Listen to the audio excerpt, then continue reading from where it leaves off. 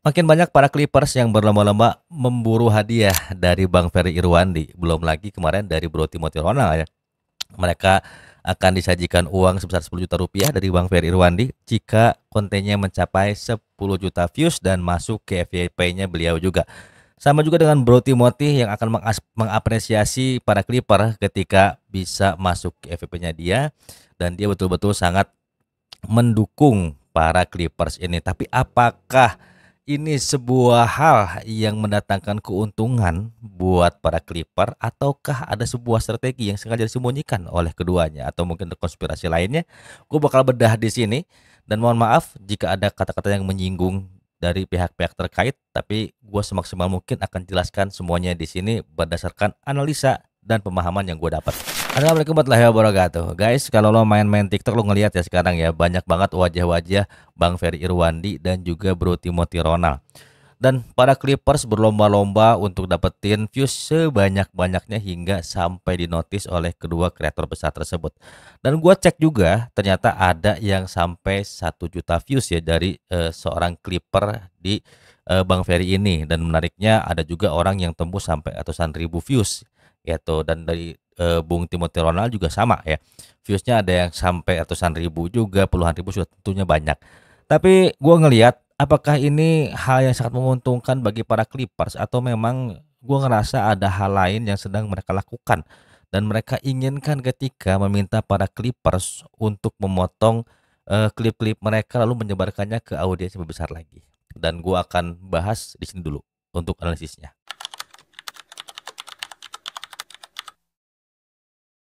Yang pertama, kenapa sih harus di TikTok? Karena TikTok itu adalah platform distribution konten sehingga menyajikan konten-konten cepat, pendek, dan kemudian juga mereka lebih senang mengkonsumsi sebuah berita-berita yang cepat dan mungkin lebih cenderung tanpa filter bahkan. Banyak juga yang mendapatkan informasi misleading sehingga kalau orang-orang yang main di TikTok ya wajar saja ketika mereka sulit untuk menerima sebuah kebenaran. Lalu apakah tujuan dari Bung Ferry Irwandi dan juga Bro Timo ini ketika para Clippers ini disebar lari ke Instagram, lari juga ke TikTok, dan apalagi saat ini Instagram sudah seperti TikTok ya, disebarkan ke non followers dulu, dan itu yang gua rasakan ketika main Instagram.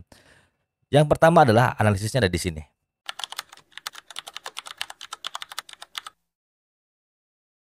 Jadi ketika gua menganalisa tidak semata-mata ketika Bro Tim ini meminta para Clippers gitu untuk memotong video klipnya untuk disebar sebanyak-banyaknya, dan terutama untuk Bung Ferry Irwandi ini yang sangat membuat gua tuh tergelitik kenapa harus di TikTok. Jadi yang pertama, ketika lu lihat banyak videonya Bro Timothy dan juga Bang Ferry Irwandi, yang jelas mereka sedang meningkatkan jangkauan organik secara masif.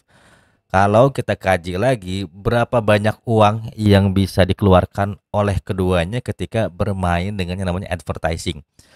Nah, kalau di TikTok itu untuk mendapatkan 3.000 views itu harus mengeluarkan uang sebanyak 30.000 walaupun pada kenyataannya hanya di 2.100. Lalu bayangkan saja jika 10 juta untuk 3 juta aja udah berapa? Udah 30 juta ya kan? Jadi ini sangat irit sekali ketika hanya mengeluarkan uang 10 juta dapat 10 juta views dan mereka yang jelas sangat efisien sekali tidak mengeluarkan budget iklan.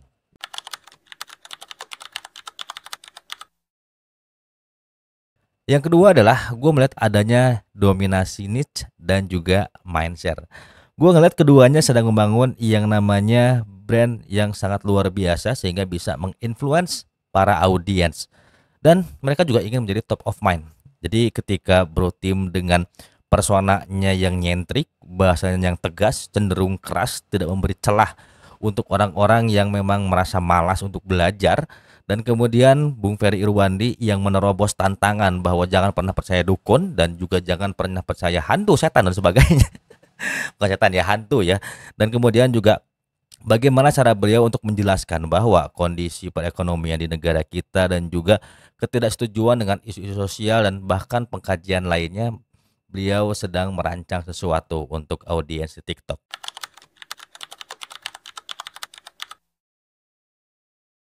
Yang berikutnya adalah gua ngelihat adanya efisiensi produksi konten. Jadi ketika para Clippers ini ingin mendapatkan duit, udah otomatis dong.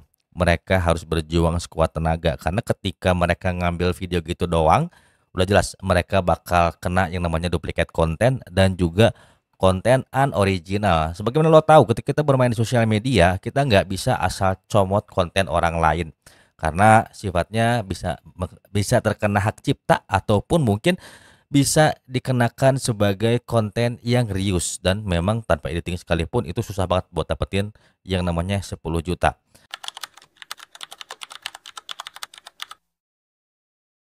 Yang berikutnya adalah di mana Bung Ferry Irwandi sedang melihat kira-kira preferensi apa yang disukai oleh audiens. Jadi gue ngelihat guys bahwa dua-duanya sedang melihat audiens yang mana nih yang menjadi market share mereka. Ketika mereka membuat sebuah konsep, contohnya ketika Bro Timothy itu sedang mendengungkan mengenai investasi, cara mendapatkan kekayaan atau cara mencapai kekayaan, dan juga Bung Ferry Irwandi yang berusaha untuk memberikan pengertian kecerdasan bagi orang-orang yang ada di satu platform, berarti mereka butuh yang namanya pengujian. Kira-kira market mana yang mereka bisa ambil dan bikin topik berikutnya sehingga mereka tetap produktif di sosial media.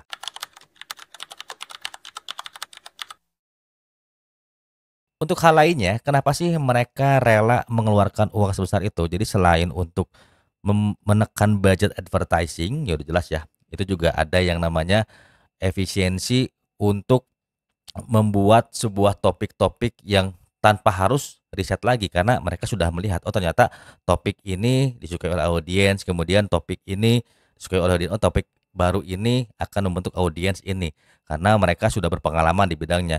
Dan yang jelas adalah ini sebagai investasi dalam komunitas. Tentunya orang-orang yang loyal audiensnya kepada Bro Tim dan juga Bang Ferry Irwandi itu akan selalu mengikuti kemana mereka pergi karena sebagaimana lo tahu kan, ketika orang-orang di kita kalau udah suka sama orang udah deh gelap mata. Dan yang keduanya adalah ini bukan tidak mungkin bahwa mereka sedang mencoba memonetisasi langsung. Contohnya Bung Ferry Irwandi punya Malaka dan juga Bro Tim punya vlog dan juga punya kelas sendiri. Dan ini adalah sebuah strategi sangat luar biasa. Mungkin ini lebih masuk ke yang namanya guerrilla marketing. Jadi high impact low budget ya, atau low budget high impact. Jadi mereka udah nggak perlu lagi tuh masarin yang namanya Malaka dan juga produk-produk yang Bro Timothy punya.